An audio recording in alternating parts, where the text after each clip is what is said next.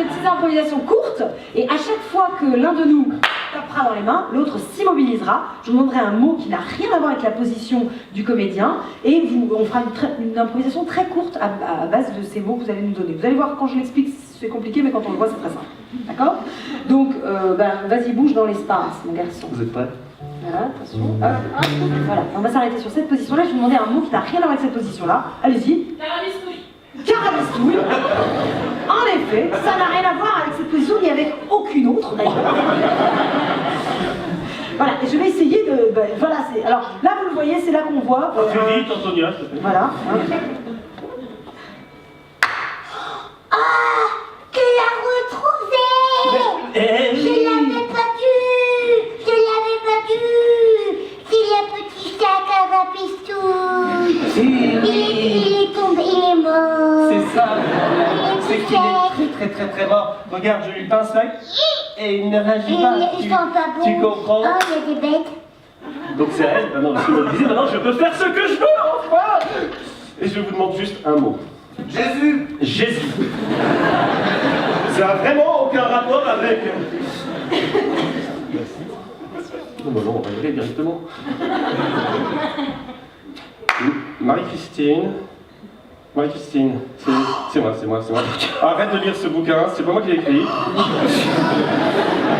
Il y a plein de fautes sur... Ça devient je marie, je peux pas le croire. C'est à moi qui parle.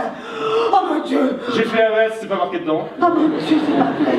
Seigneur, je voyais pas comme ça un costard cravate. Marie-Christine, est-ce que tu peux juste me masser le cou? Bon, on va s'arrêter. Un autre mot qui n'a rien à voir avec Jésus, hein. Ah, voilà, rien à voir. J'ai beaucoup chaud les poules. Là-haut, un mot au balcon. Dans le noir, je ne vous vois pas. Allez-y, exprimez-vous. Il n'y a personne au balcon. Sautez du balcon, ça n'est pas noté, ça n'est pas noté. Chippendale. Ah, Chippendale, ben voilà, hein, on les provoque un peu, hein. Oh, merci, je voudrais remercier les filles de m'avoir offert cette soirée, c'est vraiment génial. Oh mon Dieu, je n'ai jamais osé lui mettre un jufton dans le string. Oh mon Dieu.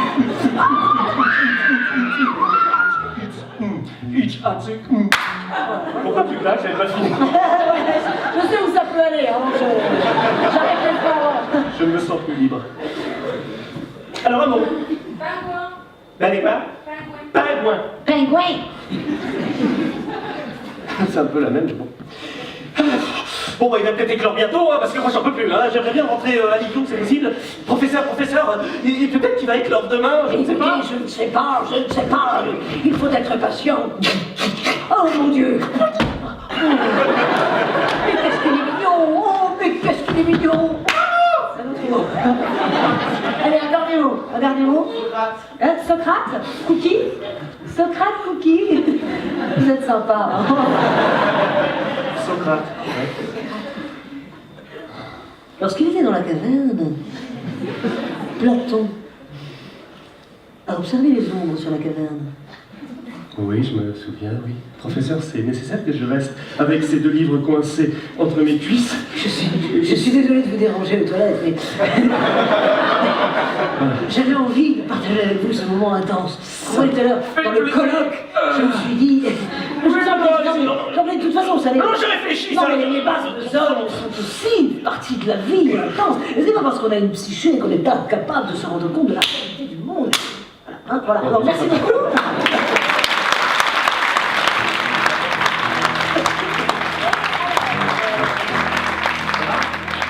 Ça va? Vous comprenez à peu près le principe. On voit pas, c'est bien le petit éclairage qu'on voyait tout à l'heure. Ouais. Ah! Mais c'est ça d'être comédien. Alors on peut applaudir David qui est là-haut! Alors plus léger.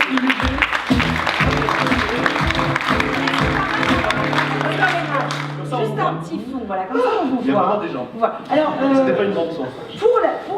pour le tout premier sketch, en fait, on a décidé, on va pas forcément vous solliciter pour ce premier sketch, on s'est baladé un petit peu tout à l'heure dans les rues de Bordeaux parce qu'on était un peu intrigués par cette problématique, ce questionnement autour des problèmes que peuvent rencontrer les étudiants sur le campus, et puis on est allé questionner les gens dans la rue, on leur a demandé au hasard, voilà, est-ce que vous, ça vous touche, qu'est-ce que vous en pensez, est-ce que vous pensez que les étudiants peuvent rencontrer des troubles de stress, des problèmes de procrastination, de troubles dépressifs, etc. Et on est allé leur demander ce qu'ils en pensaient. et on vous propose de vous restituer un petit peu ce qu'ils nous ont dit. Voilà. Donc on va faire une petite série de personnages comme ça qu'on a rencontrés sur le campus. On peut applaudir très très fort s'il vous plaît. Ah, ça commence maintenant bien. Allez.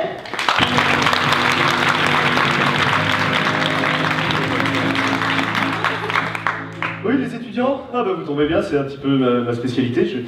Je suis archi-psychologue, ou psycho-architecte si vous préférez. Voilà, j'ai ouvert une chaire, je suis le seul. Je considère effectivement le cerveau humain comme un bâtiment, et en même temps un bâtiment comme un cerveau. Vous comprenez? Alors je viens de déposer justement un dossier, vous tombez vraiment bien, c'est incroyable hein, le hasard. Je viens de déposer un dossier pour changer complètement le campus au niveau architectural, pour que justement les esprits changent. Vous comprenez, parce que j'ai étudié l'architecture actuelle. C'est une catastrophe! Je suis allé dans une chambre d'étudiants. C'est comme un clapier. C'est très simple, ils sont comme des clapiers. Voilà, au niveau organisation, on rentre à l'intérieur, c'est extrêmement masculin. Il n'y a que des lignes, aucune rondeur, rien de maternel. Alors que, moi, ce que je propose, c'est de considérer le campus comme un cerveau. Vous comprenez? Avec chaque étudiant qui serait une sorte de synapse, etc. Écoutez, j'ai un livre dont je vais vous lire quelques petits extraits. Non, on n'a pas le temps? Vous êtes... Écoutez, gardez-le, je vous en prie. Non, hein? J'incite, s'il vous plaît.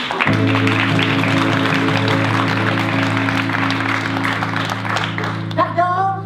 Oh, les étudiants, oh, c'est merveilleux, les étudiants, c'est la jeunesse, oh là là, c'est formidable. Ils ont des problèmes, oh non, pas trop, non. J'en ai un qui habite chez moi. Je l'ai pris parce qu'il cherchait une chambre. Alors il se trouve qu'au 7e étage, sans ascenseur, enfin ils sont sportifs, hein, ils ont des biscottons, je peux vous dire. Hein. Ils me demandent ça, mon Dieu. Alors de temps en temps, je lui demande, s'il vous plaît, Jérémy, est-ce que vous pouvez prendre mes courses? Alors il me montre mes courses, comme ça. Et puis je lui loue la chambre pour 3 fois rien, pas grand-chose. 592 €. Oh, mais il y a tout de même 6 mètres carrés, hein, attention. Et puis j'habite dans un beau bâtiment ancien, voilà. Puis il est gentil, alors de temps en temps je lui donne des BN, je lui donne du cidre orange, du cidre citron. Et alors vraiment, alors je ne sais pas pourquoi, mais il a toujours l'air démoralisé. La jeunesse d'aujourd'hui ne sait pas voir le bon côté des choses. Hein. Ils sont toujours sur les machins, là, toujours en train de regarder leur machin. Ils ne regardent plus le monde. C'est pour ça qu'ils sont malheureux. Pourtant, moi, je lui donne tout. Il a tout. Il est sous les toits. Alors, je peux vous dire que quand il fait beau, ben, il a chaud. Il a bien chaud. Hein. Et puis l'hiver, quand il fait froid, il cherche la chaleur humaine. Il fait monter des filles. Des étrangères, à ma voix. Enfin bon, c'est la jeunesse d'aujourd'hui. Hein.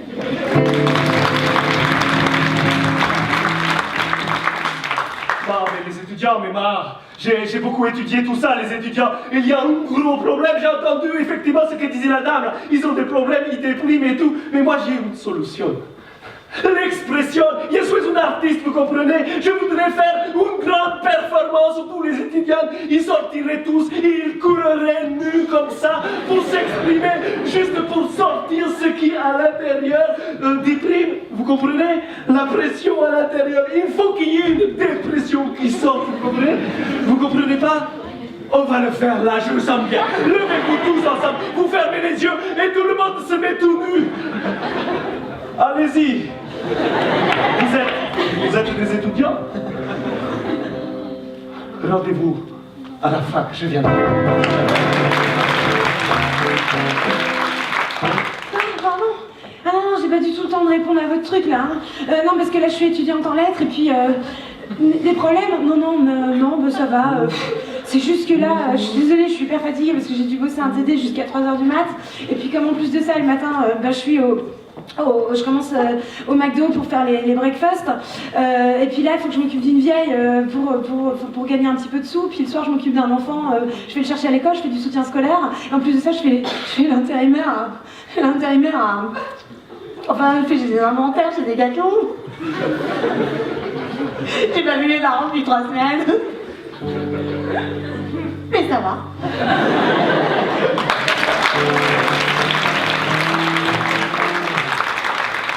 Oui, excusez-moi, Paul. Les étudiants, oui. Ah oui, oui, je les côtoie beaucoup, oui, ce sont mes clients, oui, oui. Oui, je tiens la pharmacie sur le campus, oui. Oui, c'est l'affaire qui marche, oui, ça marche bien, oui, oui. Hein, quoi? Qu'est-ce qu'ils vont pas bien? Oui, oui, on le voit, on les aide. On les aide beaucoup. On les aide beaucoup, oui, oui. Ah oui, ça représente du budget pour eux, mais en même temps, il faut bien qu'ils s'en sortent. Hein. Donc là, qu'est-ce qu'on a eu, par exemple, à l'automne? On a eu beaucoup de somnifères. C'est très fort à l'automne, le somnifère. Hein, l'étudiant déprime. On évite de lui vendre trop de vitamine B, parce que ça le relance. Bon, après, ça, c'est nos petits trucs de commerçants. Hein. Je veux dire, après, on se dévoile nos petits trucs comme ça, voilà. Des fois, je leur propose des menus, hein, pour qu'ils aient des idées, parce qu'ils sont là, je voudrais un somnifère, on va faire un petit pauvré. Hop, je dynamise en disant, là, passe au guronzan, je ne sais pas, passe à, vous voyez, un petit Profène, ou un petit Silamax, ou un petit Frapuflus, ou un Fritusmen, le Rotaflul. Alors là, ça marche très bien, le Rotaflul. Écoutez, tenez, je vous donne une boîte, vous l'essayez, et vous m'en direz des nouvelles, d'accord? Vous passez chez la pharmacie, là, vous savez? Venez, vous n'hésitez pas.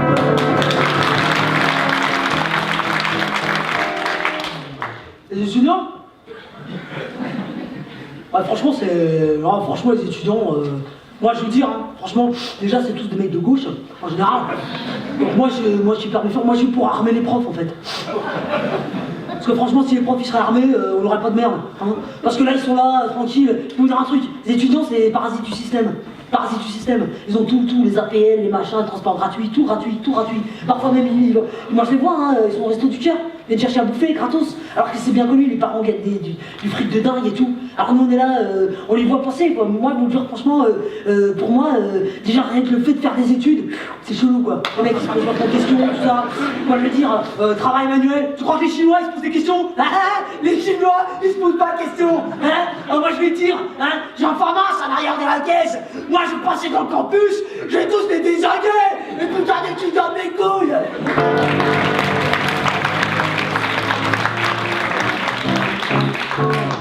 Salut, c'est Gérard! C'est moi qui tient la tchanka à la victoire, ça va? Oh, vous êtes jamais venus ou quoi? Eh, faut se bouger les étudiants là, hein? C'est la fête qui compte, hein? Et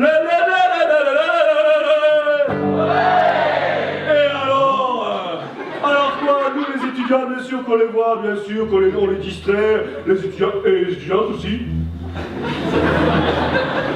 C'est pas le même moment de la soirée, enfin c'est vesti quoi pour les étudiants, hein. Par contre, chez nous, attention, il n'y a pas de drogue, hein.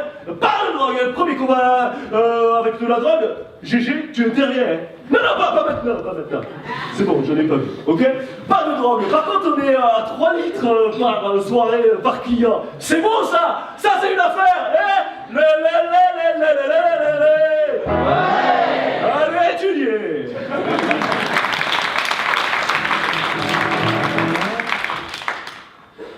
Les étudiants, ils ont un problème. Il faut me les envoyer alors. Moi, je connais des tas d'anxiolytiques et d'antidépresseurs qui sont très bien et tout à fait naturels. C'est pas compliqué, hein, le langage du corps.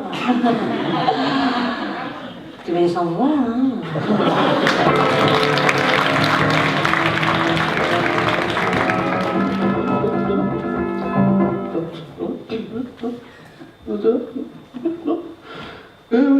Ouais, les étudiants, ouais, j'en vois, ouais. Ouais, j'ai une petite affaire avec eux, bon. On fait des sortes de deals, quoi, voilà, bon. Voilà, je leur fais des petits exercices, finalement, pour d'étudiants, quoi. Une feuille, 2 feuilles, 3 feuilles, voilà, tu fais ton truc, tu veux voir. Alors moi, je suis entre la pharmacie et la tchanka, hein. Voilà, chacun fait ses affaires, et voilà, voilà, j'essaye de les aider comme je peux. J'essaye de vivre aussi. Ça t'intéresse, tu pas étudiant, quoi.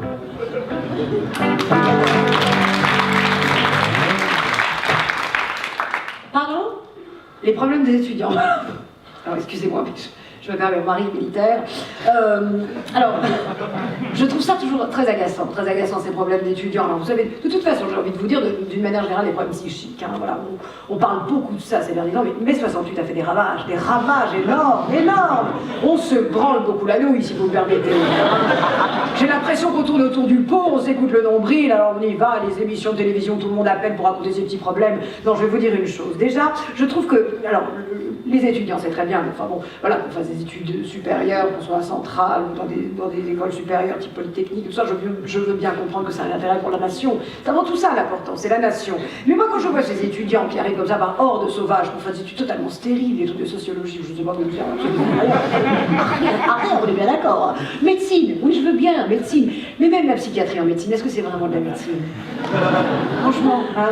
Non, je me pose la question, parce que de mon temps, on avait un problème, qu'est-ce qu'on faisait? On allait faire une petite prière, la Sainte Vierge nous donne un petit coup de main, voilà, hein, c'était pas compliqué. L'abbé était toujours présent pour nous donner un petit coup de main, nous aider, nous accompagner, voilà. J'ai vraiment l'impression qu'aujourd'hui, on s'écoute énormément, énormément. Et déjà, je pense que si les jeunes filles arrêtaient de perdre leur temps à l'université et s'occupaient simplement de ce pourquoi nous sommes faites, hein, être des mamans. Est-ce que ce n'est pas ça, finalement, hein, l'avenir de la femme? On tourne beaucoup autour du pot, mais vous savez, j'ai vraiment l'impression qu'on se perd, et c'est tellement dommage.